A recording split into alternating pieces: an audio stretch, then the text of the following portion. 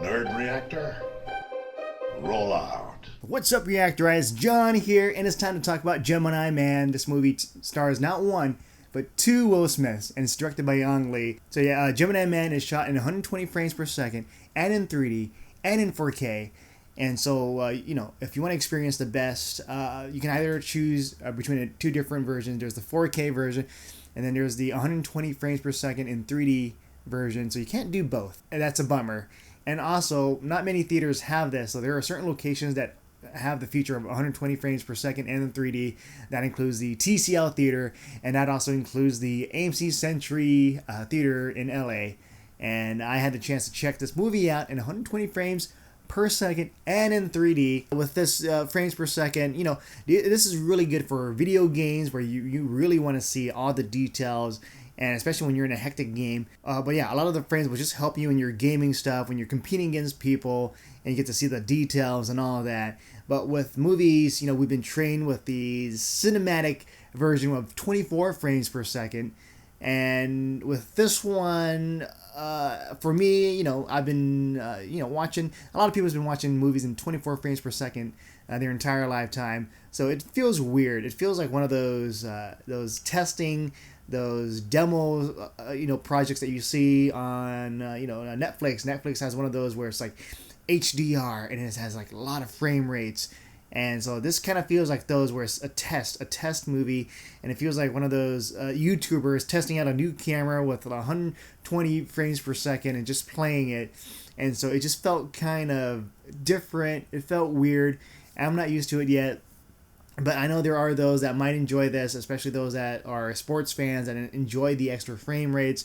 And I will say that there are certain scenes in the movie where it looks really impressive, 120 frames per second, and in 3D, including like explosions and just really hectic stuff. And then I can appreciate like the fight scenes, especially with Will Smith, young Will Smith, and old Will Smith fighting. So you really get to see the extra frame rates, and there's a lot of stuff that it's kind of hard to fake with all the different stunts that they pull off in this movie. With this extra stuff aside, the main thing that people want to see in this movie is to see the old Will Smith versus the young Will Smith, and just to see how the technology is used in this. And I have to say that it's a mixed bag for me, because there are parts where Will Smith, young Will Smith, he looks unbelievable. An example of these shots where it looks like, wow, this is really young Will Smith, would be like the nighttime shots, especially with the flashlight just shining at his face, and you're like, wow, this is impressive. But the moment where it's daylight and you can really see the face, that's when it really looks awkward. It really looks different. And so what Ang Lee and the filmmakers and the team have done to help disguise all that stuff is sometimes he would have a mask, or he's wearing shades. So every time he's wearing shades, you kind of can suspend your disbelief. And I have to say that the fight between young Will Smith and old Will Smith later on in the sequence, and also in the early sequence where he's on the bike, is truly impressive. And just seeing that, I'm like watching, it's like, wow, this is cool. This guy is a badass. And just everything just looks seamless, and just the technology with the CG, I was like, bravo. But there would be other moments where I'm looking at Will Smith, young Will Smith, I'm like, oh my God, this looks off. But yeah, there are parts where, you'll feel the uncanny valley, and it doesn't escape from this. And I think with other movies that they've done a better job at doing like a younger version, like the Marvel Cinematic Universe, they only had like a few scenes here and there, so they can afford to just make sure everything looks good. Here is, you get to see a lot of young Will Smith, and a lot of stuff where he's really acting out, where he's crying, he's emotional. And sometimes you're like, man, this is really good. But other times, you wish that maybe the CG artists have had more time to work on this or whatnot. I don't know why, but it just felt really off, especially during the daylight scenes. So all the technical, the CG stuff, 120 stuff aside, I did enjoy the movie. And the story, he's a hitman. He's like the best sniper in the world. He's able to shoot a target inside a moving train going really fast. So that is a skill right there. And so with that, a section of the government decides, you know what? why don't we just clone him? Because this guy's really good, and take away all the weaknesses from it and just amplify the strengths of this clone. And that's where we have the young Will Smith. And so now there's some trouble, like when old Will Smith finds the young Will Smith, what's going to happen? And there's a part where he hesitates because, that guy looks just like me. Who could it be? It could be my son, or it could be something else. And then you also have Mary Elizabeth Winstead. I'm a huge fan of hers as a character. She's like caught in this whole drama between the old Will Smith and young Will Smith, and also a government that's trying to kill them both. But yeah, what scenes she does have, I appreciate the scenes. I enjoyed her performance, but it's not.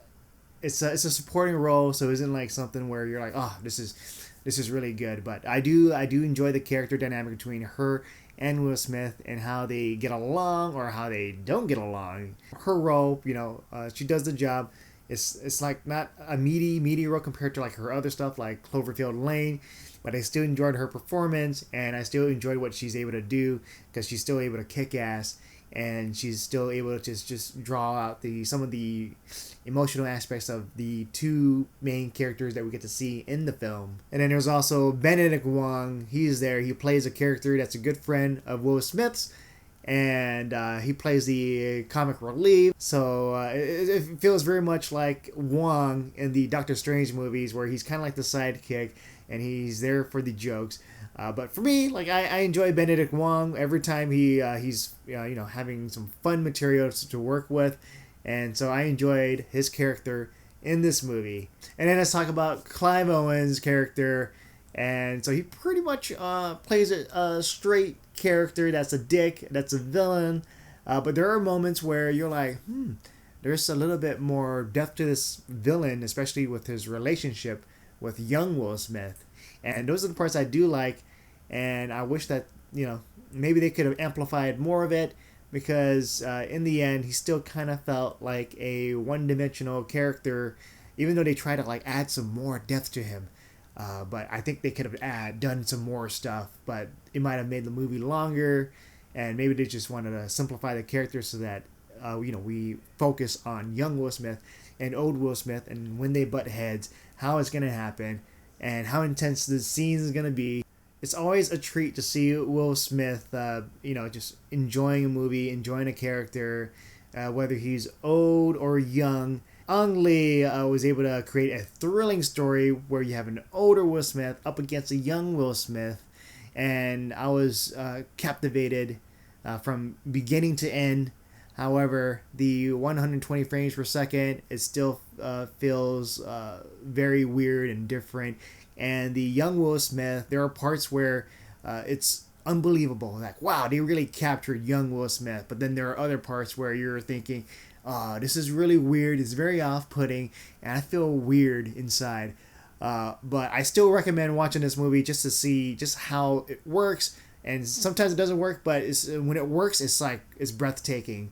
And also the 120 frames, I would probably skip that. So it's just, if you're watching it at a regular movie theater, that's fine. But if you really have to see this, the technology, 120 frames, if it will change your mind, it probably won't. But check it out. It's going to be at a few theaters.